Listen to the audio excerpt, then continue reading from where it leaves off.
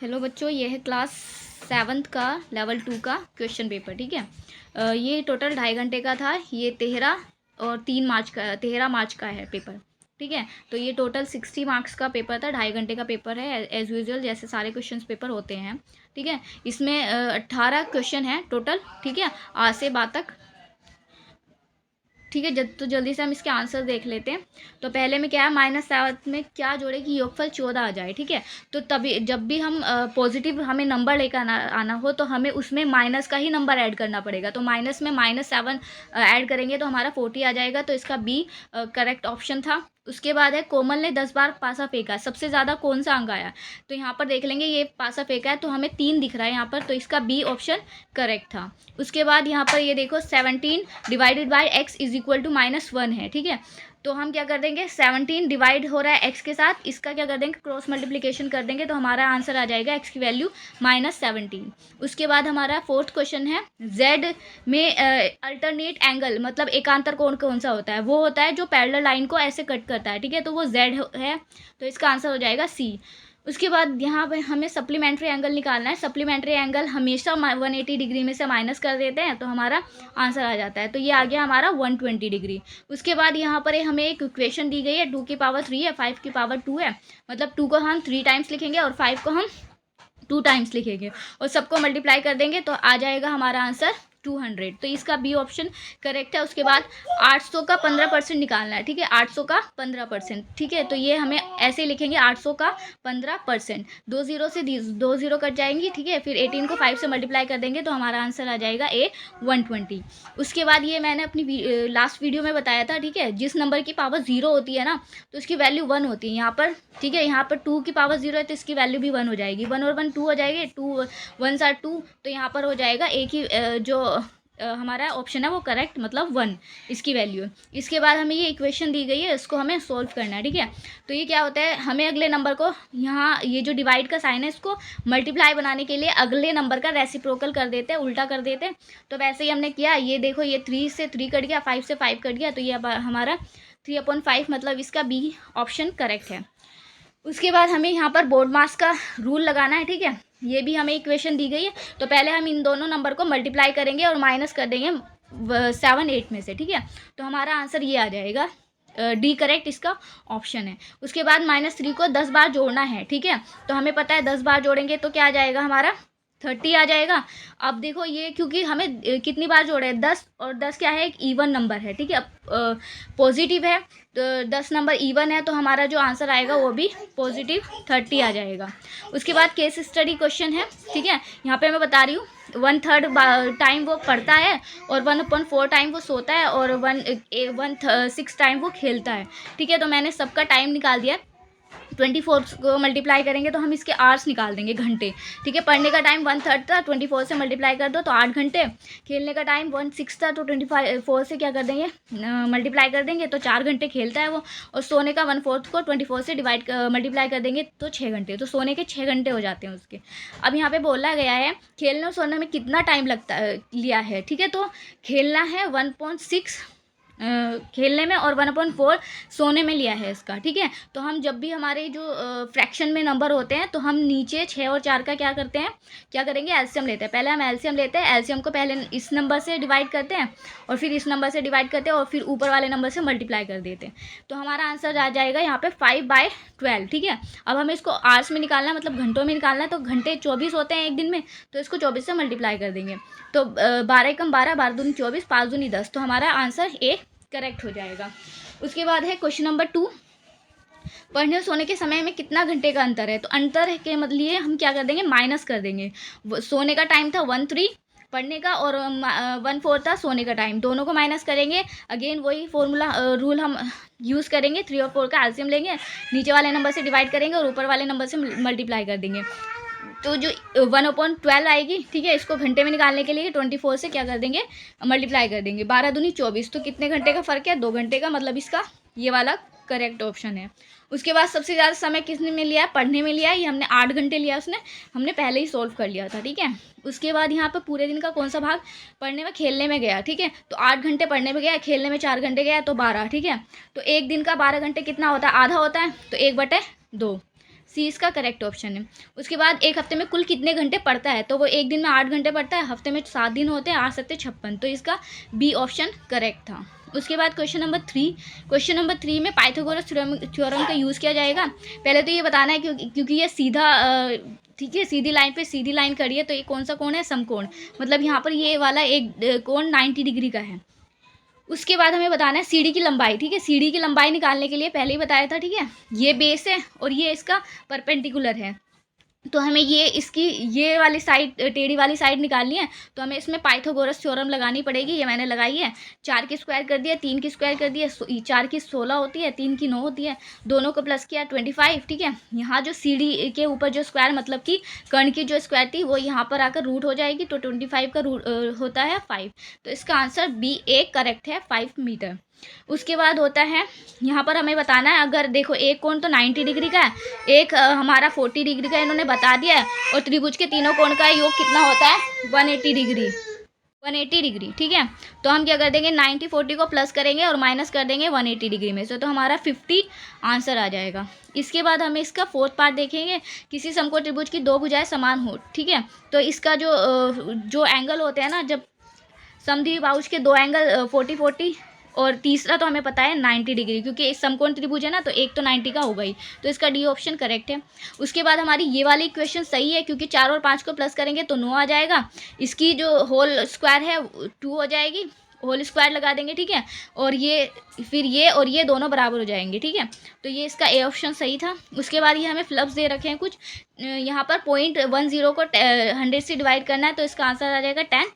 यहाँ पर देखो 65 मीटर है, तो मीटर को किलोमीटर में करने के लिए 1000 से क्या करते हैं, डिवाइड करते हैं, तो आंसर आ जाएगा 0.65 किलोमीटर। उसके बाद इन सबको प्लस करते हैं, तो ठीक है, -6 आ जाएगा, ठीक है। उसके बाद क्या है, यहाँ पर ये 4 में से 6 माइनस करते हैं तो 2 आ जाएगा।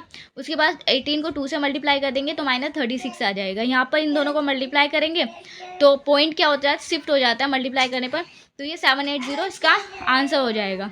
उसके बाद है क्वेश्चन नंबर 5 में, ठीक है, ये हमें डायग्राम दिया गया है, इसके अकॉर्डिंग हमें इसकी क्या करनी है, मैचिंग करनी है। तो एंगल एफ क्या हो जाएगा, एंगल एफ देखो इतना, अगर हम देखें इसको इतना देखें तो ये क्या हो गया, ये हमारा कौन से एंगल हो जाएंगे, वर्टिकली अपोजिट एंगल हो जाएंगे, तो एफ और 50, ठीक है, ये 50 है तो एफ क्या हो जाएगा, एफ भी 50 हो जाएगा, ठीक है, तो ये इसके साथ हो गया।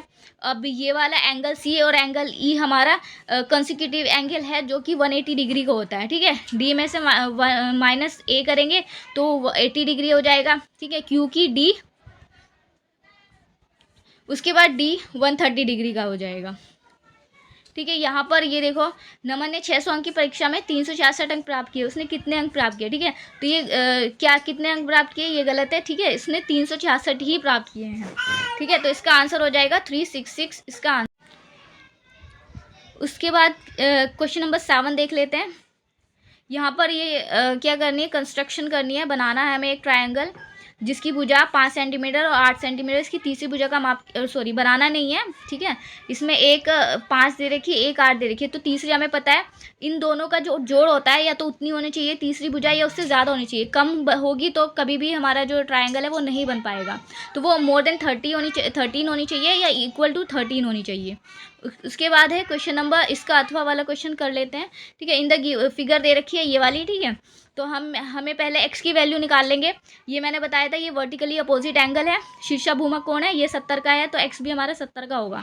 अब हमें 2 कोण पता चल गए हैं, तो त्रिभुज के तीनों कोणों का योग कितना होता है, 180 डिग्री, ठीक है, तो 180 डिग्री में से 60 और 70 को माइनस कर देंगे तो हमारा x की वैल्यू 50 आ जाएगी। उसके बाद क्वेश्चन नंबर 8 है। क्वेश्चन नंबर 8 में क्या करना है, यहाँ पर 3 10 की पावर 5 है, 10 की पावर 3 है, ठीक है, तो यहाँ पर 3 को हमें छठे नंबर पे रखना है, 4 को हमें 4th नंबर पे रखना है, और फिर 5 को हमें 3rd नंबर पे रखना है, और 7 को ठीक है, और 7 को हमें लास्ट नंबर पे रखना है, मतलब 0 नंबर पे रखना है, तो इसको ये आ जाएगा 3 4 0 4 5 0 7। उसके बाद क्या कोई ऐसा possible which has 2 right angle, जिसके 2 राइट एंगल हो, ऐसा नहीं हो सकता है, एक त्रिभुज का सिर्फ एक ही राइट एंगल हो सकता है। उसके बाद है क्वेश्चन सेक्शन सी वाला, इसमें यहाँ पर क्या करना है, रचना करनी है, बनाना है, ठीक है, तो कैसे बनाओगे, यहाँ समद्विबाहु त्रिभुज मतलब जिसकी भुजाएं सेम हो, ठीक है, और वो समद्विबाहु त्रिभुज में दोनों कोण बनेगा वो 60 डिग्री का बनेगा। तो इसको बना लेना है बच्चों। उसके बाद एक उचित कोण बनाने हैं, ठीक है, उचित कोण का प्रयोग करते हुए गुणनफल ज्ञात कीजिए, ठीक है। तो बोर्ड मास मैंने आपको पिछली बार भी बताया था। बोर्ड मास में क्या करते हैं, पहले ब्रैकेट को ओपन करते हैं, डिवाइड करते हैं, मल्टीप्लाई, एडिशन और सब्सट्रैक्शन करते हैं, ठीक है। ये सब करने के बाद हमारा आंसर ये आ जाएगा। उसके बाद इसको सिंप्लीफाई करना है, ठीक है। 21 की पावर 3, 5 की पावर 2 और 7 की पावर 3, ठीक है। पहले हम इसको सिंपलेस्ट फॉर्म में तोड़ लेंगे। 21 को तोड़ेंगे 3 और 7 में, ठीक है, और यहाँ पर 15 को 3 और 5 में, ठीक है। ईच की पावर हमारी यही हो जाएगी, 3 की पावर भी 3 हो जाएगी और 7 की पावर भी 3 हो जाएगी। फिर हम इसको ऊपर नीचे, 7 की पावर देखो नीचे भी है 3 और ऊपर भी है, तो इसको कट कर देंगे। 3 की पावर नीचे भी है ऊपर भी है, कट कर देंगे। तो बच्ची 5 की पावर ऊपर 2 है और नीचे 3 बार है, तो नीचे मतलब एक बार बच जाएगी, तो 1/5 इसका आंसर हो जाएगा, ठीक है। यहाँ पर देखो चंद्रमा के बीच की दूरी कितनी है, ये इसका आंसर होगा, ठीक है। उसके बाद 5% 600 है, तो उसके वह राशि कितनी होगी, ठीक है। तो हमें जो अमाउंट है वो नहीं पता, उसको हम एक्स मान लेते हैं। तो किस नंबर का 5% 600 होगा, इसको इस तरह से लिखते हैं। ये सारे नंबर एक्स यहीं पर रह जाएंगे, ये इधर जाकर ये नंबर इसको ड्राइव करके इधर लेकर आएंगे। तो जब हम ड्राइव करते हैं इक्वल के इधर, तो नंबर रेसिप्रोकल हो जाते हैं, तो ऊपर 100 हो जाएगा और नीचे 5 हो जाएगा, ठीक है। फिर हम इसको कट करेंगे तो हमारा आंसर क्या आ जाएगा, 5 को 5 से नीचे 5 है और ऊपर 600, तो ये देखो 1200 इसका 12,000 इसका आंसर आ जाएगा, ठीक है। उसके बाद एक्स और वाई का मान ज्ञात करना है, ठीक है। तो मान ज्ञात कर लेते हैं। एक्स और वाई का वो निकालना है हमें कि एक्स और वाई कितने डिग्री के एंगल हैं, ठीक है। तो अगर हम इसको यहाँ से देखें, ये कट कर दो, तो ये क्या है, एक लीनियर पेयर बन गया है। तो लीनियर पेयर आपको पता है ना कि 180 डिग्री का होता है। एक सेकेंड पहले इसका हम ये वाला निकाल लेते हैं, ठीक है। 40 और वाई वाला एंगल ये एक वर्टिकली अपोजिट एंगल है, तो ये 40 का है तो वाई भी हमारा 40 होगा, ठीक है।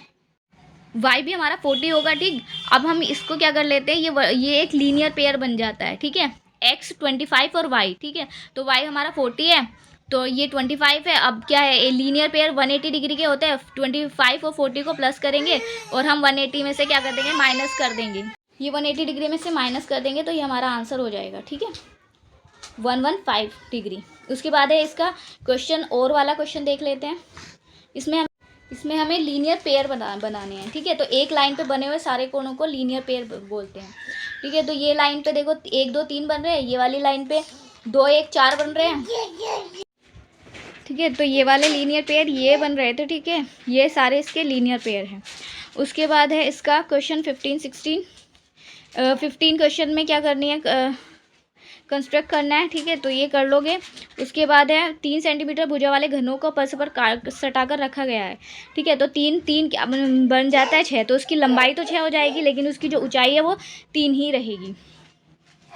इसके ऊपर हमें ये टॉप का साइड है, ये साइड है और ये फ्रंट है, ठीक है। उसके बाद क्वेश्चन नंबर 17 में हमें इस तरह से बनाना है, ठीक है। ये इस तरह से हमें बनाना है। यहाँ पर सबके नाम लिखने हैं, माता पिता, और ये हमें स्केल लेना है यहाँ पर, ठीक है। स्केल अपनी मर्जी से ले सकते हैं।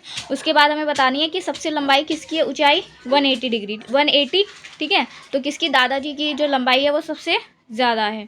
उसके बाद 18 क्वेश्चन में हमें क्या करना है, 600 का जो हमारा प्रिंसिपल है, 300 का टाइम है और हमारी जो इंटरेस्ट है वो 1500 का है। तो ये फॉर्मूला हम पुट करेंगे तो हमारा जो रेट है वो आ जाएगा, रेट है वो 8.3 आ जाएगा, ठीक है। उसके बाद हमें इसको अगले वाले में रखना है 8.3 की रेट को, और हमें इसका आंसर निकालना है। तो ये फॉर्मूला है, ठीक है।